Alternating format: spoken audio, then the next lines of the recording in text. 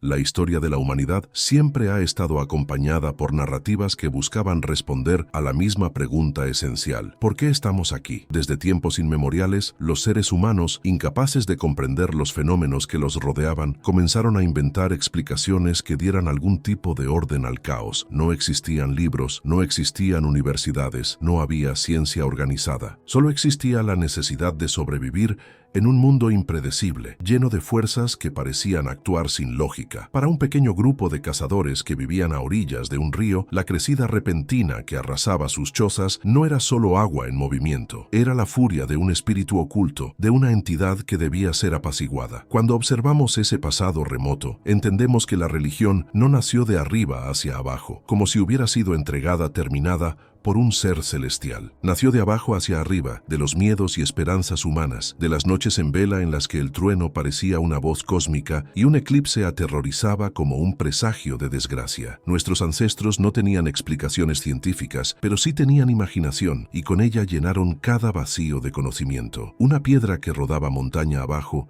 no era solo gravedad, era la pisada de un dios. La muerte repentina de alguien no era enfermedad, era un castigo. Ese modo de pensar era natural, porque ofrecía sentido y, sobre todo, una ilusión de control. Si algo malo ocurría, tal vez podía evitarse en el futuro con un sacrificio, una ofrenda, una oración. Es fascinante percibir cómo, en distintos rincones del mundo, surgieron relatos tan variados. En regiones áridas, los dioses asumían características severas, casi siempre asociadas con castigos y juicios, porque reflejaban la vida dura del desierto. En territorios cubiertos por selvas exuberantes, los espíritus estaban ligados a la fertilidad, a la lluvia, al crecimiento de las plantas. Un pueblo que vivía en los hielos del extremo norte no imaginaba a las divinidades del mismo modo que los agricultores que veían el sol nacer todos los días entre montañas tropicales. Las creencias estaban moldeadas por el ambiente y no por una verdad universal, pero lo que comenzó como narrativas simples se fue volviendo más sofisticado. Con el paso de las generaciones, los mitos ganaron detalles, los dioses recibieron nombres y atributos, surgieron jerarquías celestiales y sistemas de rituales. Los narradores de historias se transformaron en autoridades espirituales, y sus palabras comenzaron a ser interpretadas como revelaciones sagradas. Lo que antes era solo una hipótesis, tal vez haya espíritus en la lluvia, terminó cristalizado en doctrinas rígidas que regulaban desde la alimentación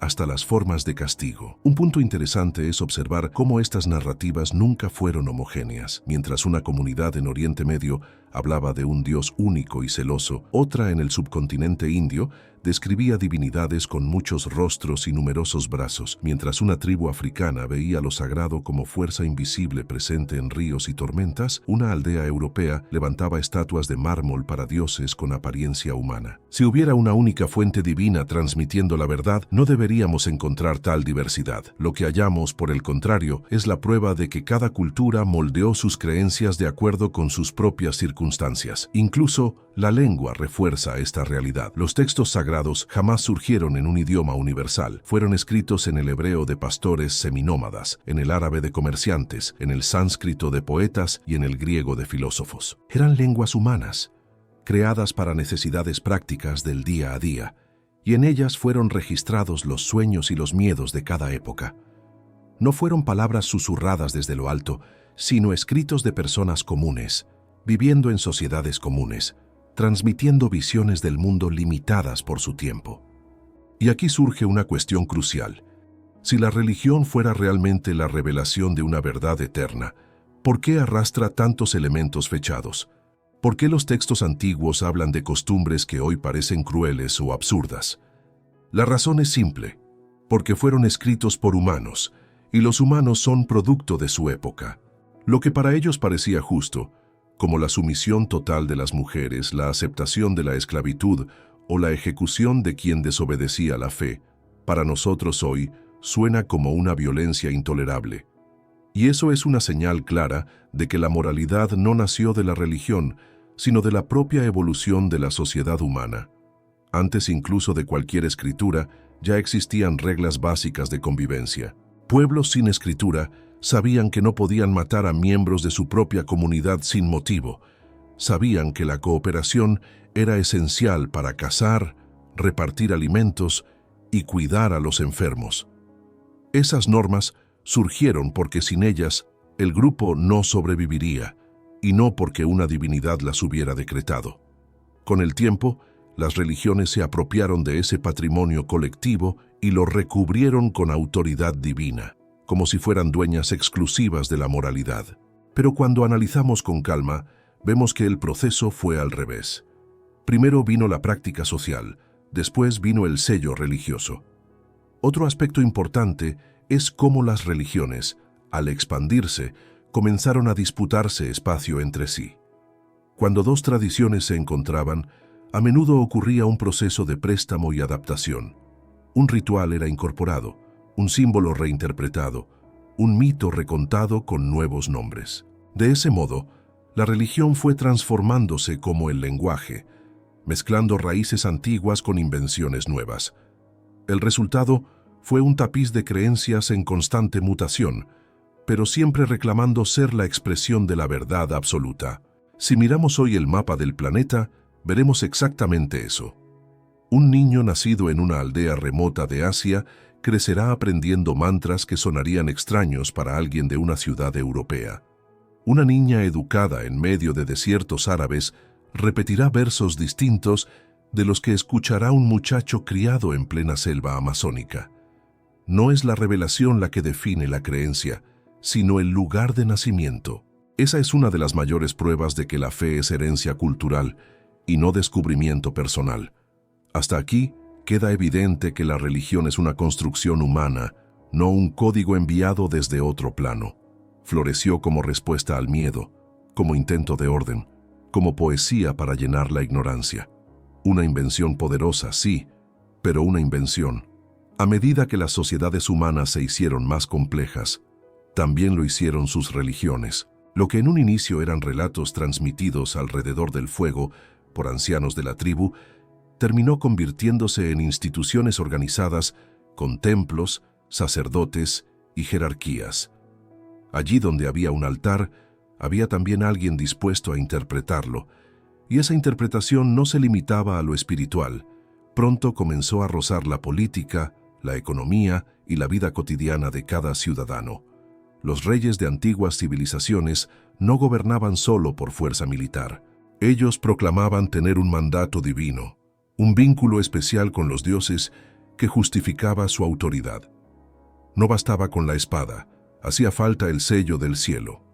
En Egipto, los faraones no eran simples administradores, se presentaban como encarnaciones de divinidades.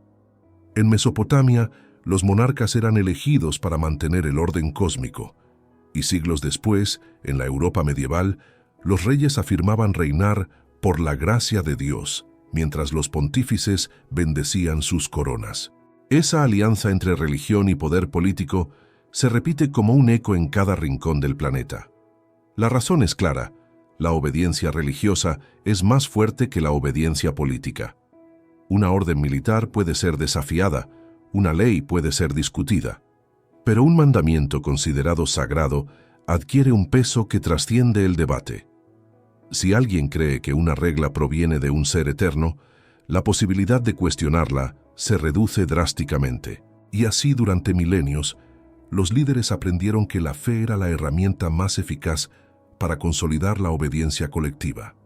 Con el tiempo, las religiones dejaron de ser únicamente un refugio emocional y pasaron a ser también un sistema de control social.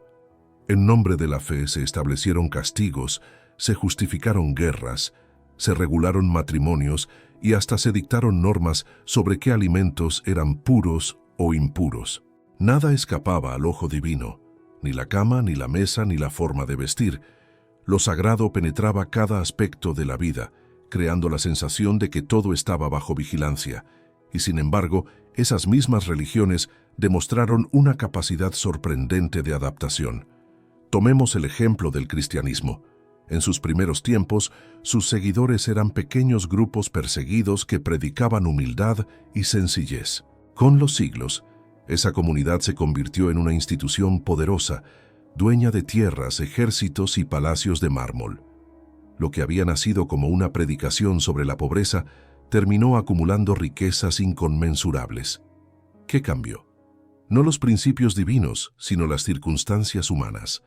El Islam también atravesó una transformación similar. Lo que en su origen fue un movimiento de minorías perseguidas, pronto se convirtió en fundamento de vastos imperios, con califas que no solo eran líderes espirituales, sino también administradores de ejércitos y territorios. El hinduismo, por su parte, absorbió a lo largo de los siglos nuevas prácticas y filosofías, demostrando que lo sagrado se adapta como un río que cambia de curso según el terreno. Si la religión fuera una verdad fija e inmutable, ¿no debería permanecer idéntica a lo largo del tiempo? Y sin embargo, lo que observamos es lo contrario: mutaciones, reinterpretaciones, divisiones internas, reformas y contrarreformas. La religión cambia como cambian las sociedades, y eso revela su origen humano. La verdad científica no se altera con las generaciones. La gravedad atraía los cuerpos hacia la Tierra hace 10.000 años y lo sigue haciendo hoy. Pero los dogmas religiosos sí cambian. Se reacomodan, se contradicen, se reinventan. Otro punto crucial es la manera en que la fe se transmite. Un niño nacido en Damasco escuchará versos del Corán desde pequeño. Una niña nacida en Roma recibirá catequesis cristiana. Un muchacho en Calcuta aprenderá mantras hindúes. No es una elección libre, sino una herencia cultural. Así como heredamos el idioma que hablan nuestros padres o los alimentos que se cocinan en nuestra casa, heredamos también la religión dominante en nuestro entorno. Nadie llega al mundo siendo musulmán, cristiano o budista. Llega siendo humano y después recibe una etiqueta. Si la fe proviniera de un Dios universal, no dependería del código postal en el que nacemos.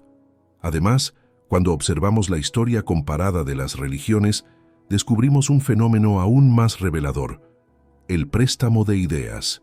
El cristianismo adoptó símbolos del judaísmo y festividades de cultos paganos. El Islam se construyó sobre las bases del judaísmo y el cristianismo. El budismo fue influido por creencias anteriores de la India, y si nos remontamos todavía más atrás, encontramos mitologías que repiten patrones comunes: diluvios universales, nacimientos milagrosos, héroes que mueren y regresan de la muerte, banquetes sagrados. No se trata de revelaciones únicas, sino de relatos reciclados, adaptados y reescritos según las necesidades culturales de cada época. La ciencia, por otro lado, ha ido ocupando el espacio que antes llenaban esas narrativas. Lo que en un tiempo era atribuido a fuerzas sobrenaturales, hoy puede ser explicado con observación y razonamiento. El trueno ya no es la voz de un dios iracundo, sino la descarga eléctrica de una tormenta. La peste ya no es castigo divino, sino infección. La locura ya no es posesión demoníaca, sino desequilibrio neurológico. A cada paso del conocimiento humano, la religión retrocede un poco más, refugiándose en los huecos que aún no hemos logrado explicar. Y cada vez que un hueco se llena, el terreno de lo sagrado se encoge. Incluso la práctica de la oración muestra esa fragilidad. Cada día, millones de personas elevan plegarias pidiendo salud, seguridad o paz. Sin embargo, las guerras continúan, las enfermedades matan, los accidentes suceden. La vida sigue obedeciendo a las leyes naturales, no a la intervención divina. La lotería premia a unos y la tragedia golpea a otros, sin importar cuánto hayan rezado. Lo único que la oración garantiza es un consuelo interno, no una alteración de la realidad externa. Su poder es psicológico, no cósmico. Todo esto nos lleva a una conclusión inevitable. La religión no es una ventana hacia la verdad absoluta, sino un espejo que refleja las aspiraciones y los temores de la humanidad. Es un producto cultural que cambia según la época, que se adapta a los poderes dominantes, que se reviste de símbolos antiguos para ganar legitimidad y que sobrevive gracias a la necesidad humana de encontrar sentido. Si miramos con distancia histórica, vemos que la religión ha acompañado a la humanidad como una sombra cambiante. A veces aparece como bálsamo, ofreciendo consuelo en medio del sufrimiento. Otras veces surge como un yugo, justificando guerras, esclavitudes y desigualdades. En ambos casos, siempre ha estado vinculada a lo humano, nunca a lo sobrenatural. Su origen, su desarrollo y su vigencia son inseparables de nuestras limitaciones y deseos. Y hay un detalle que resulta fundamental. Cuando observamos cómo los conocimientos avanzan, la religión nunca se expande, sino que retrocede. Cada descubrimiento científico reemplaza una explicación mítica. Cuando aprendimos de astronomía, desaparecieron los dioses que movían el sol en carros de fuego. Cuando comprendimos la biología, dejamos de creer que la vida era un soplo mágico inexplicable. Cuando la medicina progresó, el demonio como causa de la enfermedad quedó relegado a los márgenes. Es como si la religión viviera únicamente en los huecos de nuestra ignorancia, reduciéndose poco a poco a medida que esos huecos se iluminan. Esto no significa que la fe haya desaparecido. Todo lo contrario, se adapta. Donde antes había sacrificios humanos, hoy hay discursos en templos transmitidos por Internet. Donde antes se adoraban estatuas talladas en piedra, hoy se adoran ideologías envueltas en símbolos modernos. Pero la lógica es la misma: ofrecer certezas donde hay dudas, prometer justicia donde hay caos, inventar esperanzas donde reina el miedo. Una de las promesas más poderosas de todas las religiones es la de la vida después de la muerte. Piénsalo. ¿Qué deseo humano puede ser más profundo que vencer la finitud? ¿Quién no quiere reencontrarse con sus seres queridos? ¿Quién no anhela un lugar donde el dolor y la pérdida no existan? No hace falta que sea verdad para que sea irresistible. Precisamente porque toca la fibra más sensible de nuestra especie, el miedo a desaparecer. La religión ofrece lo que todos queremos escuchar, aunque nunca pueda demostrarlo, y ahí radica su fuerza. Pero ¿qué ocurre cuando reconocemos que esas promesas no provienen de un más allá, sino de nuestra propia imaginación? En lugar de debilitarnos, ese reconocimiento puede ser liberador. Si entendemos que nadie vendrá a salvarnos, entonces la responsabilidad cae en nosotros. Si dejamos de esperar recompensas celestiales, podemos concentrarnos en construir justicia aquí y ahora. Si no hay un juez cósmico, somos nosotros quienes debemos asumir el papel de cuidar, amar y proteger. Aceptar la dimensión humana de la religión no significa negar todo lo que ha aportado.